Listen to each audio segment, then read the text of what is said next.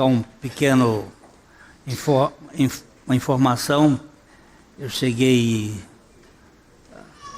quinta-feira à noite do Paraguai, onde nós estivemos num encontro de pastores, lá em Coronel Oviedo. Tivemos o 11º encontro de pastores no Paraguai. Nós já tivemos ali, começando com 6 pastores, já passamos para grupos em outros locais, e agora mais um grupo estudando a palavra da cruz, a loucura de Deus.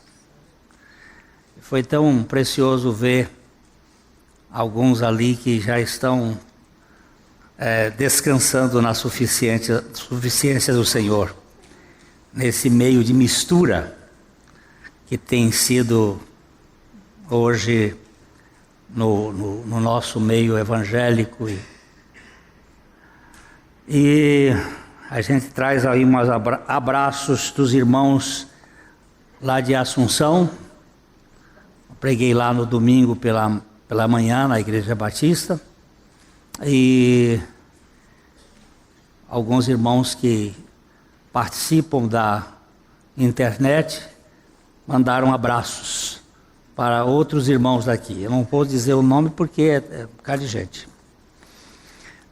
Na capa do nosso boletim nós temos hoje um pouquinho de história, um pouquinho de informação, para a gente saber alguma coisa que às vezes a gente... Em sua juventude, Karl Marx afirmava ser e vivia como cristão. O seu primeiro trabalho escrito tem o título de A União dos Fiéis com Cristo, no qual lemos essas bonitas palavras: através do amor de Cristo, nós voltamos nossos corações simultaneamente com nossos irmãos que estão intimamente ligados a nós e por quem Ele deu a si mesmo em sacrifício. Tem algum erro aqui? Nenhum. A gente pode conhecer a doutrina e não conhecer a Deus, não é? Depois disso, ele se tornou ateu. Essa é uma citação de Richard Wurmbrandt, um amado irmão que escreveu a biografia de Karl Marx.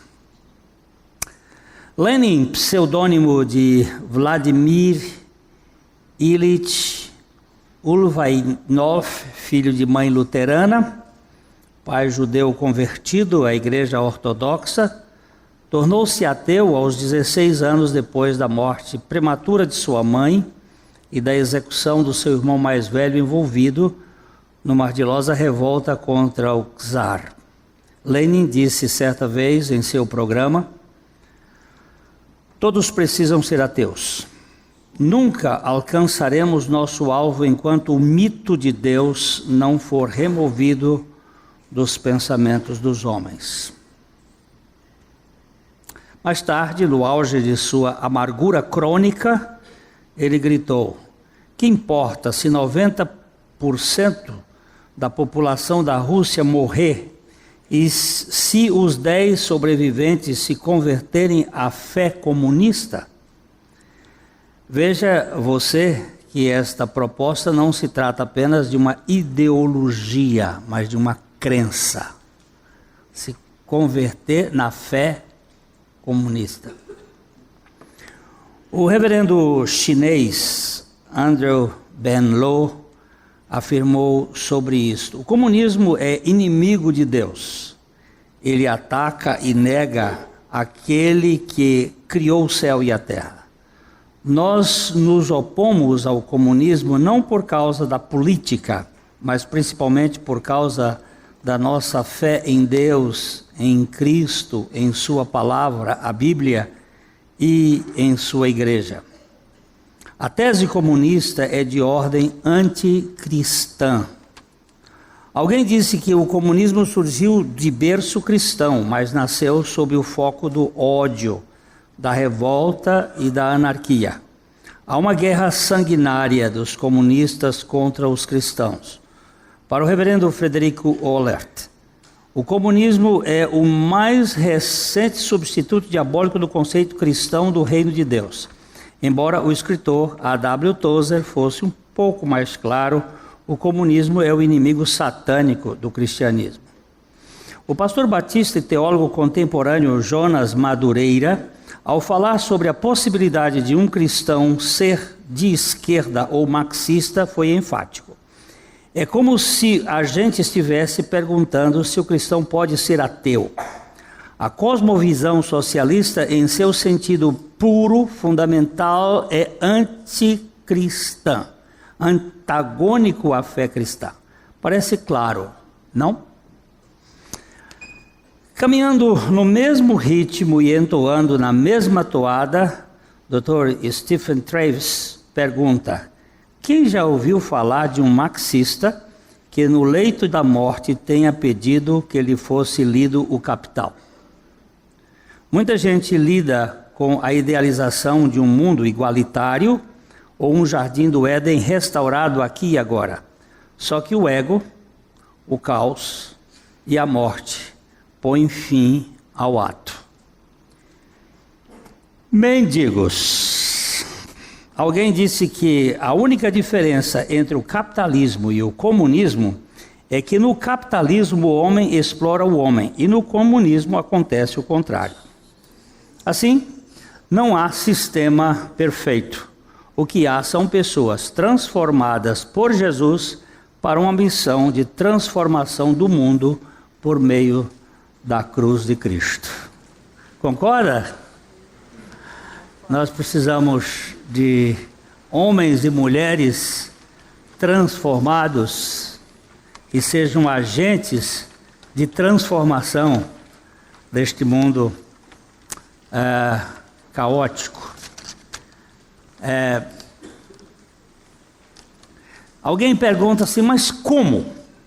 É a ideia do passarinho. Quando a floresta estava pegando fogo, o passarinho começou a pegar uma gota d'água na poça e ia jogar lá no incêndio. O elefante olhou para ele e disse: passarinho, o que você está fazendo? Ele disse: eu estou apagando o fogo da floresta. Mas com uma gota? Ele disse: essa é a minha parte. A sua tromba cabe mais coisa aí. Qual é a sua? Então, é bom a gente lembrar Martin Luther King, e ele disse que o que o incomodava não era a revolta dos revoltados, mas era a passividade dos bons, daqueles que podiam fazer alguma coisa e ficam acomodados. Então nós temos que pensar na nossa primeira postura, intercessão por este momento histórico da nossa nação, político que nós estamos vivendo. Alguém diz, mas intercessão? Pois é. Há um homem na Inglaterra que pouco se conhece da vida dele, que é Rees Howells. O livro dele, O Intercessor, conta um pouco da história dele. E na época da Segunda Guerra Mundial, aquele homem, ele era a única pessoa que Churchill queria ouvir. Era um homem simples da igreja, apenas um intercessor. E uma ocasião, quando os alemães atacavam, a história não conta essa história, porque a história só conta aquilo que o homem faz. Mas eles os alemães com uma frota de navios, iam atacar Londres e não se sabe a razão. Mas 27 ou 37, agora minha mente está, navios alemães afundaram sem nenhuma causa, apenas um tsunami, um maremoto, alguma coisa aconteceu que engoliu. E Rees Howells estava lá no Canal da Mancha, ajoelhado, clamando a Deus. Tem uma outra história dele, quando ele soube que as mulheres da Índia, 1948, as mulheres da Índia eram enterradas juntos com os maridos. Quando o marido morria, a viúva era enterrada viva. E Rees Howells ficou tão impressionado com isso que ele começou a orar e disse: Senhor, o Senhor tem todo o poder de mudar a lei. E uma tradição de milênios foi mudado em 3, 4 meses. O Congresso tomou posições. Também a história não conta que Rees estivesse nesse negócio. Mas a Bíblia conta que Elias orou e mudou uma história do povo de Israel. Então, vale a pena nós pensarmos que somos sujeitos às mesmas fraquezas de Elias, homens falhos, mas que nós podemos colocar-nos diante do Senhor. Tem misericórdia do teu povo, Senhor. Tem misericórdia dessa nação. Ok? A última vez que nós estivemos aqui, pela manhã, 2 domingos atrás, nós estivemos olhando este artigo mesmo, a sã doutrina, a pregação da palavra. Nós estamos iniciando uma série de estudos aqui sobre a sã doutrina, que é uma figura, uma terminologia paulina, de que existe uma doutrina saudável.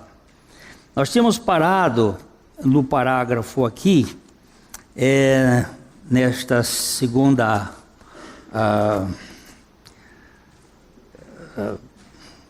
coluna, nós tínhamos parado aqui, neste parágrafo que eu vou começar aqui. Contudo, não é suficiente ter comunhão com a verdade. Mas antes, eu quero ler esta... Não sei o que é isso, é uma crônica, se é uma comparação do politicamente correto. Nevou em Salvador. Pela primeira vez na história, nevou em Salvador. Nevou a noite toda. 8 horas da manhã, eu fiz um boneco de neve. 8h10, uma feminista passou e me perguntou por que eu não fiz uma mulher de neve. 8h17, minha vizinha... Não, 8h15, eu fiz uma mulher de neve. 8h17, minha vizinha feminista reclamou do perfil voluptuoso da mulher. A mulher de neve dizendo que ela ofendia as mulheres. Mulher de neve em todos os lugares poderiam ficar irritadas. Às 8h20, o casal de gay que mora nas proximidades teve um ataque de histeria e protestou, porque eles poderiam ter sido os 2 homens de neve que deveriam ser feitos. Às 8h22, o transgênero me perguntou por que não fazia um boneco com partes removíveis. Às 8h25, os veganos, no final da rua, se queixaram do nariz de cenoura, já que os vegetais são comida e não para decorar um boneco de neve. Às 8h31, o cavaleiro muçulmano ao lado da rua exigia que a mulher tivesse burca. Às 8h40, a polícia chega dizendo que há uma denúncia anônima contra mim, além do que foi ofendido pelo racismo e discriminação, porque os bonecos são todos brancos. Às 8h42, a feminista vizinha reclamou novamente que a vassoura da mulher de neve deveria ser removida porque ela representa as mulheres de um papel doméstico. Às 8h43, um promotor chegou e ameaçou me processar se eu não pedisse desculpas públicas pelo maldito boneco de neve. Às 8h45, a equipe de notícias da TV apareceu. Eles me perguntaram se eu sei a diferença entre bonecos de neve e mulheres de neve. Eu respondo as bolas de neve e agora eles me chamam de sexista. Às 9h, no noticiário, com um terrorista suspeito, racista, delinquente com tendências homofóbicas determinado a causar problemas durante o mau tempo. Estou passando por tudo isso por causa do maldito boneco de neve. Às 9h05, quem me mandou fazer os benditos bonecos de neve? Às 9h10, então, me perguntando se eu tenho um cúmplice ou alguma organização me incentivou a fazer os bonecos de neve das redes sociais. Às 9h29, os manifestantes de extrema esquerda e de extrema direita, ofendidos por tudo, estão marchando pelas ruas exigindo que me decapitem. Às 9h32, os neonazistas marcharam em frente à minha casa, acusando-me de ser comunista. Às 9h35, as feministas me xingam, pintam minha casa com palavras machistas. Às 9h45, os católicos me acusam de querer imitar a Deus, tendo criado um homem e uma mulher de neve, e querem que a Inquisição me queime por heresia. Eles dizem que eu realizei um ritual pagão. Às 9h55, a organização ambiental me acusa de poluir a neve. A moral da história: não há moral nessa história. É apenas o mundo em que vivemos hoje. Um mundo que vai de mal a pior. Tudo aqui narrado pode acontecer, e algumas coisas já estão acontecendo. A coisa mais difícil de acontecer é nevar em Salvador. Plim, plim. É só para dizer o seguinte: nós estamos vivendo também na igreja um caos. A mistura daquilo que é o paganismo humanista e o cristianismo fez um caldeamento, uma mistura, que nós não temos sabido identificar o que é a boa doutrina, qual é a sã doutrina. E nós precisamos pedir ao Espírito do Senhor e pegar a palavra para nós conhecermos de fato o que Deus tem para nós e o que é a Igreja de Jesus Cristo. Aqui, então, nesse parágrafo que está ligando alguma coisa que estava sendo dita antes, que é o leito da interpretação da Bíblia é a obra e a pessoa de Cristo, e que nós precisamos conhecer Jesus, que é a única que pode nos dar a identidade verdadeira. E nós precisamos conhecê-lo pessoalmente. Então, não é suficiente ter comunhão com a verdade, pois esta é impessoal. Precisamos ter comunhão com o Deus da verdade. A verdade de Deus precisa de fato ser conhecida pelo relacionamento com o Deus da verdade. Richard Sibbes disse: a água não se perde quando é depositada no mar, pois ali ela está em seu próprio ambiente. O cristão não se perde quando se lança sobre o seu Senhor, sobre o seu Salvador. Ele vai encontrar identidade. O Valdir, o Barba, ele estava fazendo um estudo e ele fez uma pergunta assim: e conhecereis a verdade, e a verdade vos libertará. Pegou esse texto e perguntou: o que é a verdade? Aí uma menina disse: a verdade é a Bíblia. Aí ele disse: mas presta atenção. Jesus disse assim: eu sou o caminho, a verdade e a vida. Ninguém vem ao Pai senão por mim. Se você pode ter a Bíblia, você pode conhecer a Bíblia e não conhecer Jesus. Citando hoje aqui, nós vemos que Karl Marx, ele foi informado, ele foi instruído na igreja, ele participou da igreja. O livreto dele, eu tentei baixar na internet, tem um livreto dele, este livro sobre a nossa identificação com Cristo. Ele tem muitas coisas interessantes, corretas.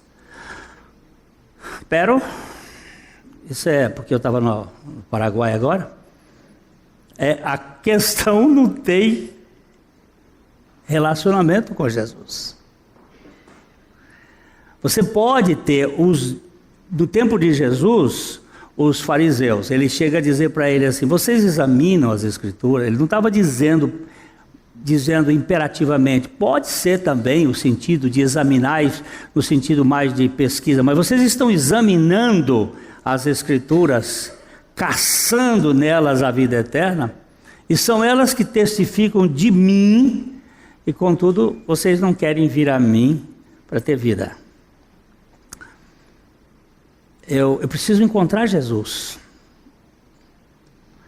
Eu preciso ter relacionamento com Jesus. Ter intimidade com Ele.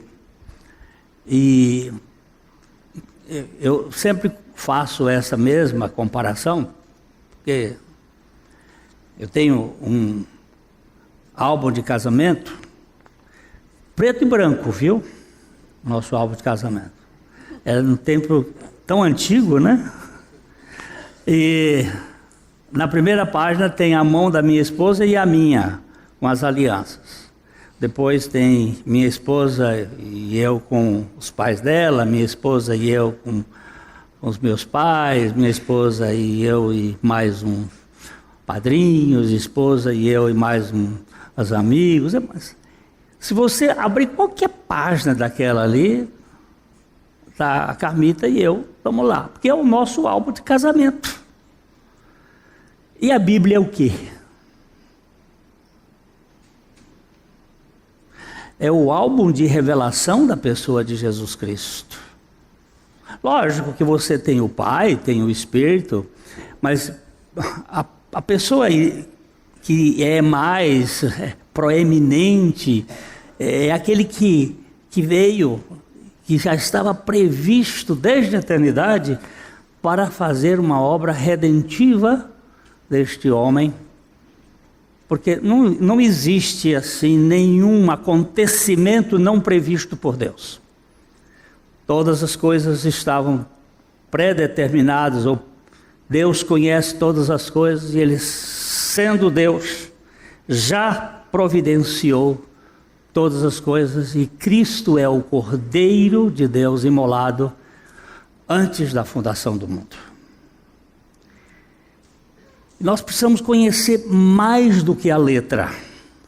Nós precisamos ter um relacionamento.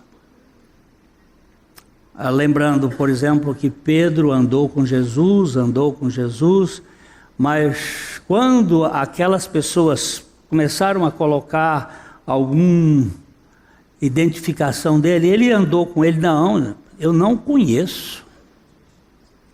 Nunca tive com ele, não sei nem quem é. Pode parecer mentira, mas de fato ele não conhecia. Porque este conhecimento só pode ser dado por revelação do Espírito Santo. E até aquele momento o Espírito Santo não havia sido dado, porque Jesus não havia sido exaltado. E havia muita informação e saber, mas não o compreender. Lá no profeta Isaías, capítulo 43, ele diz assim: para que vós sois as minhas testemunhas, para que saibais e me creais e entendais que eu sou. Saber é uma coisa, mas o saber nos leva a crer. E é neste crer, por meio da palavra, que nós ganhamos a dimensão espiritual. Ontem nós estávamos participando de um congresso muito precioso aqui, com o pastor Heber Campos Júnior, e quando ele estava falando sobre a justificação pela fé, e a fé, o sola fide, somente pela fé, e eu estava ali, mas o que é fé? E veio aquela coisa assim, entrou na minha... Fé é a asa da lagarta. Para entender, a asa da lagarta, mas lagarta não tem asa. Não tem na sua primeira fase. Mas quando ela passa pela metamorfose, lá na frente, ela tem uma borboleta com asa. O homem natural, ele não tem fé. Ele tem razão, tem inteligência, tem capacidade de... Mas quando ele é vivificado pelo poder do Espírito Santo através da palavra de Deus, ele ganha uma dimensão espiritual para responder a Deus. Então ele ganha a asa da lagarta. Ele passa a ter a dimensão da borboleta. Há uma metamorfose e há uma metanoia. Eu não entendo metanoia, ou seja, arrependimento, como propriamente, se bem que também é, um arrependimento dos feitos, mas um arrependimento da crença ou da confiança. Eu antes confiava em mim, autoconfiança. Agora eu confio no alto, confiança em Deus. Houve uma mudança de centro de confiança. O homem natural, ele confia em si mesmo, ele tem autoestima. A nova criatura tem a estima do alto, que é totalmente diferente. Houve uma mudança de identidade e também uma mudança de centro. A Terra foi o centro do universo até de repente se tornar o Sol, e daqui a pouco não era mais o Sol. Agora, como é que a gente faz? O universo não tem centro. Mas eu tenho uma certeza, que o centro da vida do cristão é Cristo. É aqui a centralidade dele antes de tudo. E eu ganhei um livreto essa semana do Fernando Prison, o Catecismo, a Nova Cidade, publicado pela Fiel. Primeira coisa que eu fui abrir, já encontrei uma palavra assim muito especial do Cristo antes da fundação do mundo. E vestindo o meu pijama, tomando o meu corpo, assumindo, aquilo foi assim uma espécie de alegria renovada, saber que ele viveu uma vida com a minha carne, com a minha natureza, para me libertar desta mania besta de querer ser superior, de querer ser importante, de ficar magoadinho, porque eu não fui considerado, né? Porque meu marido me esqueceu. Agora eu estou mexendo aqui. Porque minha esposa não fez aquilo que eu queria. Aí eu estou magoadinho. Você não é. Ele já está se justificando. O bicho tem uma ligeireza aí, não é, Maria? Isso é demais. Não sou assim, não. É por aí que a gente se perde. É a autojustiça. Agora, o que é sã doutrina? É o ensino sadio e verdadeiro do Evangelho de Jesus Cristo. O Evangelho é a comunicação de Deus em Cristo. É a verdade encarnada. O Evangelho é a verdade do poder de Deus. É bom a gente relembrar os textos bíblicos. Vamos ver aqui Romanos 6, de 1 a 7. Vamos ler juntos assim. Pois não me envergonho do Evangelho, porque é o poder de Deus para a salvação de todo aquele que crê, primeiro do judeu e depois do grego, visto que a justiça de Deus se revela no Evangelho de fé em fé, como está escrito, o justo viverá pela fé. Por favor, me coloca o texto de 1 Coríntios, capítulo 15, versos de 1 a 4. 1 Coríntios 15, de 1 a 4. Ele está falando aqui,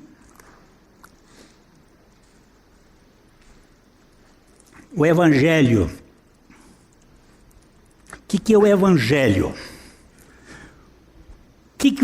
Como você resumiria esta boa notícia? Ele diz aqui, irmãos, venho lembrar-vos o Evangelho que vos anunciei, o qual recebestes e no qual ainda perseverais. Pode deixar lá um tiquinho só para eu falar uma coisa aqui. Eu quero lembrar, a gente precisa sempre, a nossa mente, ela é dispersiva. Por que o Senhor Jesus disse assim, todas as vezes que vos reunirdes, vocês deviam pegar o pão e o vinho, com que finalidade? Lembrar o Evangelho, até que eu volte. Porque o Evangelho tem exatamente isto que está refletido na ceia. A ceia é a figura, é a representação física de uma realidade espiritual. E ela está apontando para esta realidade. Então ele diz assim: eu quero lembrar vocês, eu quero que vocês tenham a memória revivida do Evangelho que eu vos anunciei, o qual recebestes. Por favor, eu quero voltar aqui outra vez. Tenham cuidado com a palavra aceitar. Porque a palavra aceitar, ela dá a ideia de que eu posso rejeitar. E a palavra aceitar me põe na posição de que sou eu que comando. E aí é onde está o perigo. Porque na vida espiritual é de Deus, é por Deus e é para Deus. E que a minha relação de dependência é total da soberania e da graça de Deus. Só para vocês entenderem, nós fomos numa viagem agora no interior do Paraguai, num avião. É um avião, um King Air, um avião de motor. E é um avião que tem uma tecnologia muito interessante. E nós estávamos descendo no aeroporto de Assunção. Só que o piloto não pega no manche até os 90 metros da altura, de altitude. Ele, de onde saiu até onde vai chegar ou vai pousar, ele programa e o avião faz tudo. Faz tudo. Quando chega a 90 metros, ele diz ao piloto: põe as mãos no manche, pega a mão. É só o pouso. E ele não faz isso, ele não pousa sozinho, não porque ele não possa pousar sozinho, porque as leis não permitem. O piloto tem que ficar, porque hoje ele pode voar sozinho, sem piloto. Não precisa de piloto. Ele marcou lá, marcou aqui, ele sai e vai. Mas o piloto faz. Mas nós estávamos descendo, e aí uns 1000 metros de altitude, aparece um avião. Um avião não é a autoescola, porque de avião, é avião de... Como é que chama isso aí? Do aeroclube, né? Apareceu um avião no radar do avião. E você sabe o que o avião fez? Saiu, desceu sozinho. E entrou na pista e o piloto pegou. Mas por que ele não, ao invés dele desviar para cá, ele não desviou para cá? Porque o próprio radar sabe a posição onde ele está e para onde ele está indo. O avião vinha nessa direção, ele ia descendo aqui, quando ele fez isso, tchu, tchu, tchu. Aí eu disse: Deus, eu quero ser dirigido pelo teu radar, pelo teu espírito, porque quando aparecerem as coisas, estou na tua dependência, e o Senhor vai governar minha vida, na intimidade, no relacionamento. Aqui, lembrando o evangelho que recebestes. O que é esse e no qual perseverais? Agora, querido, isso aqui envolve, eu recebi, mas agora eu quero ficar aqui. Eu não preparei este slide, mas eu vou só imitar aqui o seguinte, ó. Vamos imaginar assim, essa linha que cresce é a linha do pecado. O pecado sempre vai para riba. E essa linha que desce aqui é a linha da santidade. A santidade sempre esvazia. É como se fosse um V. É aqui, ó. Aqui é o pecado, aqui é a santidade. O pecado nos carrega para cima. Na vida cristã é assim. Aqui está a cruz no meio. Uma pena que eu não sei fazer isso aqui agora. Vai lá, Marquinhos. Marquinhos sabe onde é, ele vai fazer. Aqui tem uma cruzinha pequenininha entre os dois, porque o V aqui, aqui tem uma cruzinha. Quando eu creio em Cristo, o tamanho da cruz para mim ainda é pequeno. Eu sei que eu sou um pecador. E eu estou em processo de santidade. É pequeno. Mas à medida que eu vou crescendo na vida espiritual, que eu vou me desenvolvendo espiritualmente, que eu vou perseverando, o tamanho da cruz vai aumentando, ou seja, a obra de Cristo ela aumenta para mim. E eu vejo quão pecador eu sou, mas eu vejo também quanto Deus me leva a depender e depender da santidade dele. Vai haver uma evolução. Santidade não é para cima, santidade é para baixo, é esvaziamento.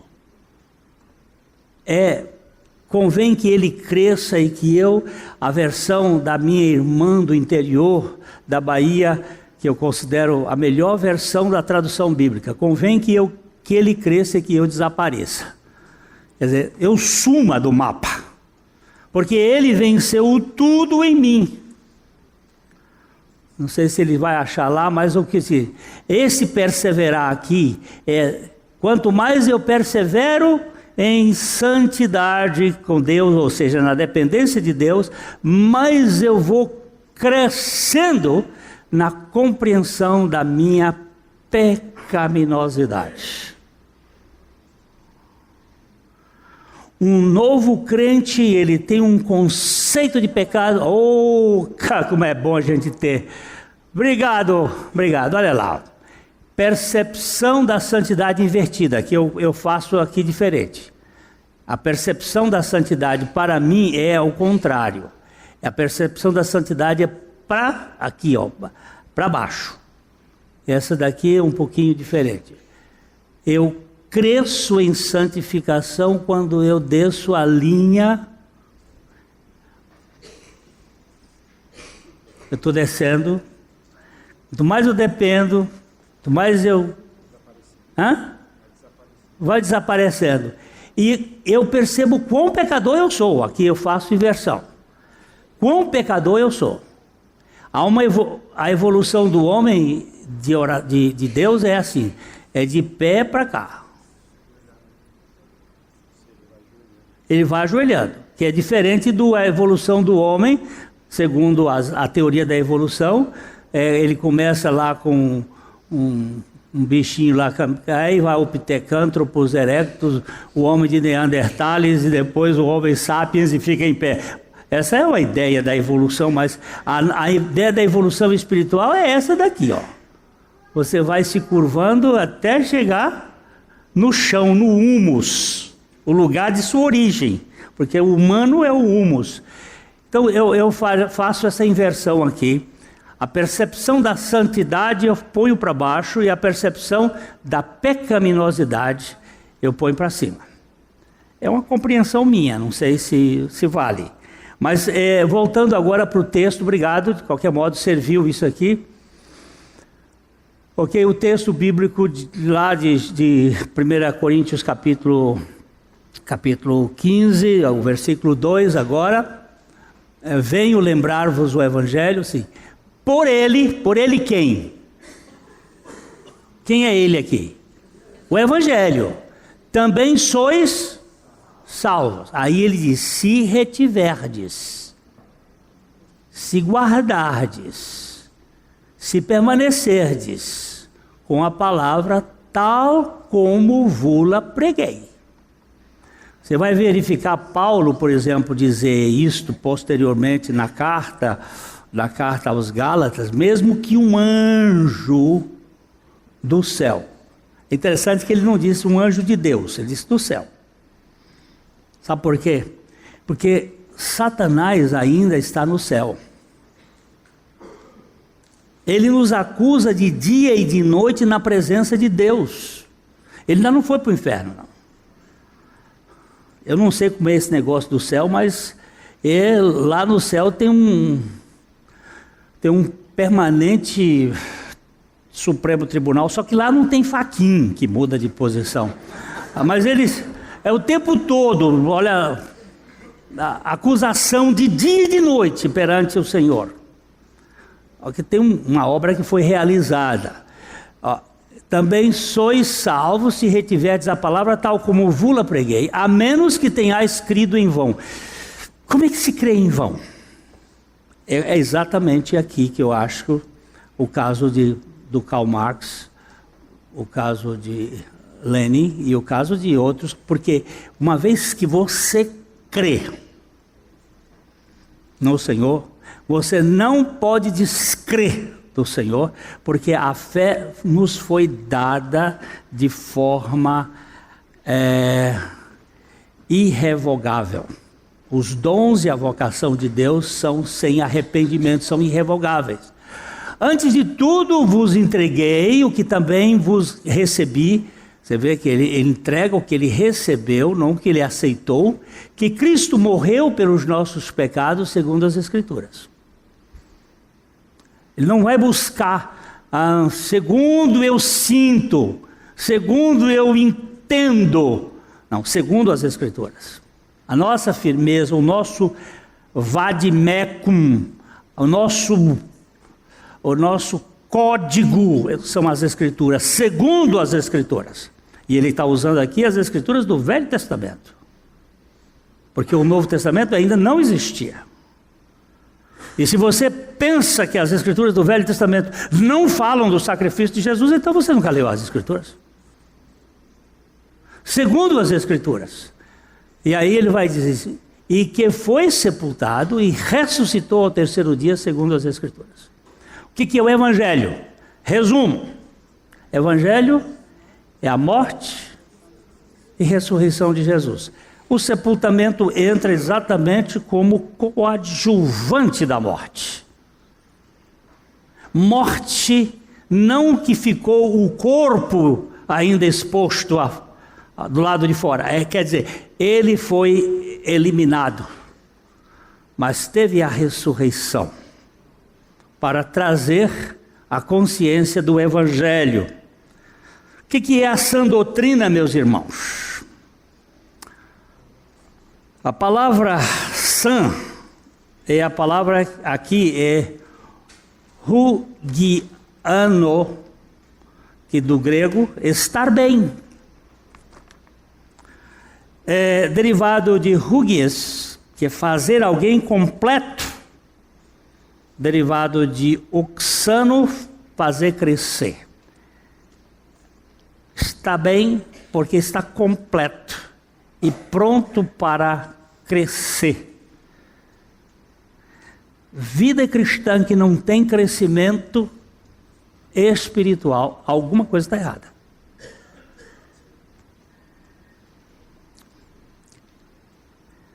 Na vida cristã não tem gabiru. Tem homens que crescem espiritualmente. Do ponto de vista essencial, só Deus é santo ou são. Mas sadio do ponto de vista espiritual é tudo que nos faz equilibrados, adequados com a verdade, tanto lógica como ou racional, como teológica ou espiritual, mas sempre vinculado ao Santo de Deus, Jesus.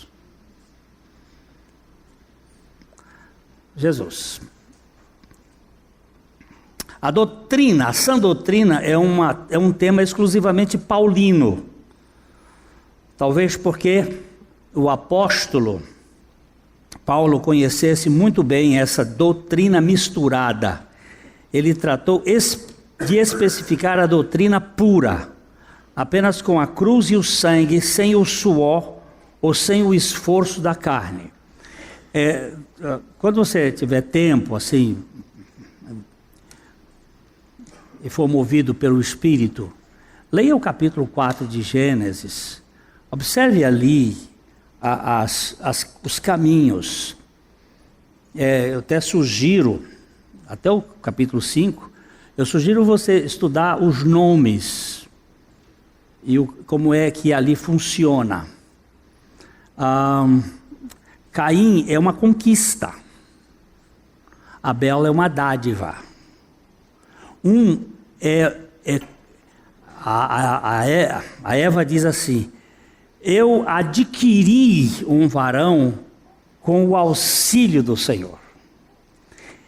O Senhor entra ali como coadjuvante, ajudador. Deus te ajude, meu irmão. Não, eu não quero. Eu quero Deus te guie, Deus te conduza, Deus te conduza. Deus te ajude, você está no comando, você é o piloto, ele vai ser o copiloto. Abel é uma dádiva, é um sopro, é um dom, é um presente. Abel não traz uma oferta do fruto da terra, que o fruto da terra só poderia ser com o suor do teu rosto. Ganharás o teu pão. É o fruto da terra gera suor. Ele trouxe o sacrifício, ele trouxe o regra 3, ele trouxe a ovelha, ele trouxe aquilo que aconteceu no jardim quando o Senhor Deus matou um animal ou 2 animais e cobriu a nudez dos nossos pais. Ele não traz algo que é dele, não é justiça própria, é a justiça do outro. Ali você encontra todo o caminho da religiosidade neste mundo, o caminho que vai levar as pessoas a lutar para conquistar, não é? O esforço na vida cristã é patrocinado pela graça e gera alegria e prazer, e não essa coisa que muitas vezes você diz assim: a vida cristã é um peso. Você pode dizer a vida cristã tem lutas, mas não é um peso, porque Jesus não mente, ele disse: o meu fardo é leve.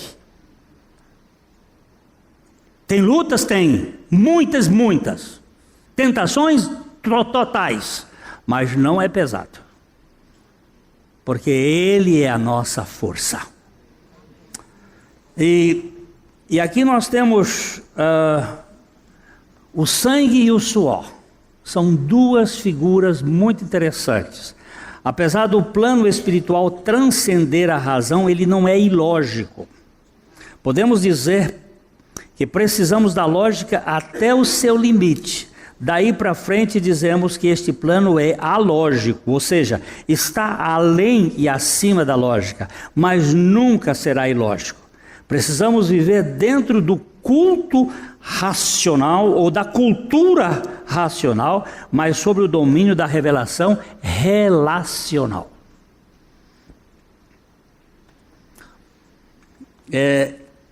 Aos pés de Jesus, como Maria, ouvindo o Senhor, tendo comunhão com o Senhor, por meio da palavra, por meio do Espírito, para que não fiquemos raquíticos. A revelação não é eureka ou uma mera descoberta humana, mas uma dádiva divina. Não é uma conquista da mente, embora a mente seja participante do processo, mas eu não acho uma palavra, eu botei aqui a palavra insight espiritual, porque não sei, aí o Leandro pode até me ajudar. Que é isto? Um clique do Vieira, alguma coisa espantosa. Como nós cantamos ainda há pouco, nós cantamos que a graça é inaudita. Você sabe o que é inaudito? Nunca ouvida antes, espantoso, é alguma coisa que não tem explicação. Lembrando aqui C.S. Lewis entrou numa sala e aí estavam discutindo sobre o cristianismo. O que é o cristianismo? O que faz o cristianismo ser diferente? O que faz o cristianismo ser diferente de todas as outras os outros sistemas e tal. Aí um diz, é a encarnação de Cristo. Não, mas também lá no Tammuz, na Babilônia, tem a ideia da encarnação. Outro disse, não, é a ressurreição de Cristo. Não, mas também Osíris também tem. E aí cada um puxava lá. Aí perguntaram por Lewis, para você, o que você acha que é diferente no cristianismo? Ele disse assim, graça. Graça. Procura graça em algum outro lugar. Procura. Se achar, me avisa. Não tem. Graça só em Cristo. Ele esvaziou da sua glória, mas ele veio cheio de graça e de verdade. E graça é o fundamento de que Deus dá ao imerecido. Até melhor, ao demérito. Não é até o imerecido, é o demeritoso. É o que não tem nenhuma condição, jamais. Se você é um salvo por Jesus Cristo, eu posso categoricamente lhe dizer que você é o pior que já existiu na face da terra. Porque ele diz que ele escolheu as coisas que não são para confundir as que são. Você é um dos que não são. Você é o rabotalho do rabotalho do rabotalho. Eu também. Isso é louco, mas é a verdade. A revelação não é um eureka, mas é um insight, é um estalo do clique transcendente, é a iluminação do Espírito de Deus no espírito do ser humano de modo sobrenatural. A mensagem do Evangelho não é um assunto para a mente natural em si. Vamos ler rapidinho aqui juntos, 1 Coríntios 2, 14, 16.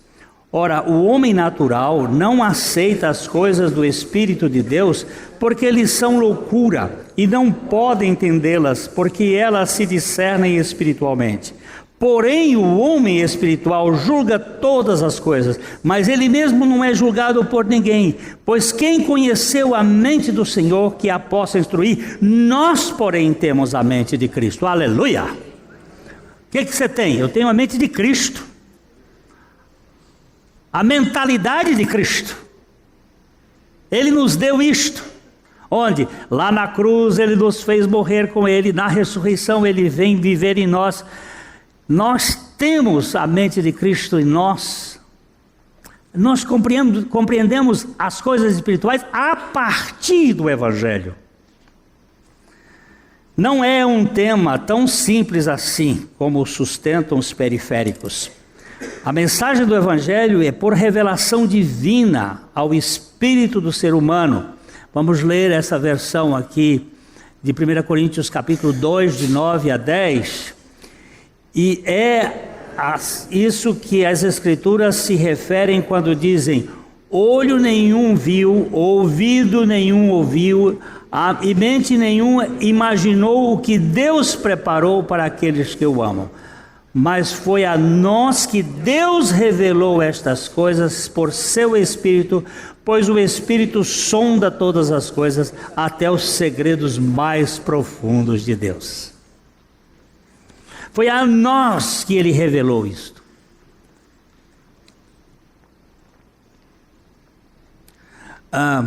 Um dia, há muito tempo atrás, ali tem uma descidinha. Eu estava descendo ali aquela escada e chegou um irmão bem gordinho. Naquele tempo eu ainda usava terno, gravata, estava todo arliado. E ele chegou assim, chorando desesperadamente, e abraçou-se comigo. E eu fiquei constrangido daquele choro ficar ali, e fui levando ele não desgrudava de mim. E nós dois descemos aquele buraco ali. Foi difícil, ele abraçado comigo, chorando, mas chorando desesperadamente. E eu tentando descer com ele, protegendo da visão dos irmãos que estavam saindo daqui. E fui descendo e ele acabou catarrando todo o meu paletó, E aquilo descia não só as lágrimas, mas descia também o negócio do nariz, aquilo fez um negócio. E ele dizia assim: para mim não tem jeito, para mim não tem jeito, para mim não tem jeito, não tem jeito. Se não tem jeito, já está no jeito. O que não tem remédio, remediado está. E fiquei com ele ali um tempo, até que ele foi me afrouxando. E eu disse para ele assim: ok, não tem jeito mesmo. Você e eu somos irrecuperáveis. Mas o que eu tenho para lhe dizer é a velha verdade do Evangelho sempre nova. Naquela cruz, o Senhor Jesus realizou uma obra. Aí falei da inclusão, da morte, da ressurreição. Coisa que ele escutou aqui N vezes. Mas naquela hora, no fundo da crise, eu não sei porquê, o Espírito resolveu revelar. E de repente fez assim: oh! Pronto. Esse bichinho é um ganhador de almas, está por aí. Ele viaja por tudo quanto é canto. Até emagreceu. Mas é tão bonito essa obra de Deus. O que aconteceu? Não foi uma eureka. Foi a revelação do Espírito. Há muitos que simplificam a mensagem do Evangelho numa tentativa de torná-la palatável e cognoscível para a mente natural, esquecendo-se que ela só pode ser assimilada de modo sobrenatural, isto é, por revelação do Espírito Santo. A mente natural não tem possibilidade de entender a realidade espiritual. A sã doutrina fundamenta-se de A a Z na graça de Deus e é absolutamente centralizada na obra e pessoa de Cristo, bem como efetuada apenas pela Trindade. A experiência na vida espiritual cristã começa com a pregação do Evangelho. Jesus nos mandou em Marcos 16:15 e disse-lhes: ide por todo o mundo e pregai o Evangelho a toda criatura. O homem natural está morto espiritualmente e só é vivificado pela pregação do Evangelho. Efésios 2:1. Ele vos deu vida, estando vós mortos nos vossos delitos e pecados. Não há vida espiritual no homem caído. Não há vida espiritual. Talvez ela esteja nos ouvindo agora. Se tiver, meu amor, vai um beijo para você. Mas eu vou contar ligeirinho. Essa moça teve um affair profundo por alguém muito importante. E depois essa pessoa o descartou, como se descarta módice depois de usado. E ela entrou numa sensação de morte, quero morrer. E quando conversamos por telefone, seu discurso era: eu tenho que me matar, eu tenho que isso. Tá bom. Eu concordo com você que a única solução para você é você morrer. Você não presta para nada. Mas só que não vai ser com corda no pescoço, nem com veneno, nem... Tem que ser com cruz. Você tem que morrer na cruz com Cristo. E aí fui batendo, e olha... Eu quando leio as coisas que ela escreve, eu chego a Chega e enche o coração. Outro dia eu mostrei para o Márcio um artigo dela que faz gosto. Quando a vida de Cristo vem e tira a vida da gente, Ele vem viver na gente, isto produz uma sã doutrina de confiança.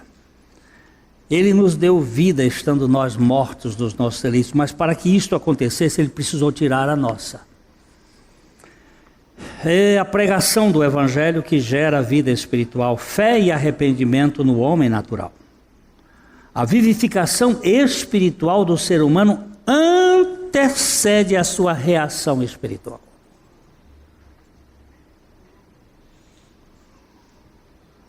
Eu fiquei uma semana, 9 dias fora de aqui, e a minha neta foi me esperar no aeroporto. Tem 7 meses. Mas quando ela me viu, coisa, abriu os braços, sorriu, alegrou. E eu pulei no pescoço dela e abracei, cheirei e agarrei. Agora está respondendo, mas ela quando nasceu no dia 17 de janeiro, não tinha nenhuma reação. Ela não sabia nada a meu respeito, ainda que eu soubesse alguma coisa a respeito dela. Mas agora, nós estamos criando o vínculo. Você só cria vínculo depois que você nasce de novo. E você só nasce de novo depois que você é vivificado pelo Espírito Santo. Por meio da palavra. E aí você diz assim, eu te quero, Senhor. Mas quando você diz eu te quero, saiba que você foi querido antes. Ele foi que moveu o seu coração para isto. Vamos terminar aqui. A vivificação espiritual do ser humano antecede a sua reação espiritual. A Trindade salva os mortos espirituais pela pregação do Evangelho. Vamos ler juntos esse texto de 1 Coríntios 1, de 17 a 21. Porque não me enviou Cristo para batizar, mas para pregar o Evangelho, não com sabedoria de palavra, para que se não anule a cruz de Cristo. Certamente a palavra da cruz é loucura para os que se perdem, mas para nós que somos salvos, poder de Deus. Pois está escrito, destruirei a sabedoria dos sábios e aniquilarei a inteligência dos instruídos. Onde está o sábio? Onde o escriba? Onde o inquiridor deste século? Porventura não tornou Deus louca a sabedoria do mundo? Visto como na sabedoria de Deus o mundo não o conheceu por sua própria sabedoria, aprove a Deus salvar os que creem pela loucura da pregação. Aleluia! Aleluia! Você que tem a palavra de Deus, fale a palavra de Deus como palavra de Deus. E o Espírito Santo, sem dúvida, fará a obra para a glória do Senhor. Queridos, não se esqueçam que cada esqueleto que está aqui é uma pessoa amada. E que você também pode ser um instrumento de abraçar esqueleto. Então dê um abraço no seu irmão e vamos guardados em nome do nosso Senhor Jesus Cristo. A Livraria PIB Londrina procura selecionar cuidadosamente seus títulos e autores a fim de oferecer um conteúdo alinhado com o Evangelho de Jesus Cristo. Bíblias, livros de teologia, devocionais, literatura infantil, biografias, comentários bíblicos e muito mais. Dispomos também de um acervo de CDs e DVDs das mais de 5.000 mensagens ministradas na Primeira Igreja Batista em Londrina. Visite a Livraria PIB Londrina e conheça ainda mais. Livraria PIB Londrina, de segunda a sexta, das 13h30 às 18h. Endereço na Avenida Paraná, 76A, próximo ao Calçadão, bem no centro de Londrina. Ligue para 3372-8921 ou acesse o site www.livrariapiblondrina.com.br.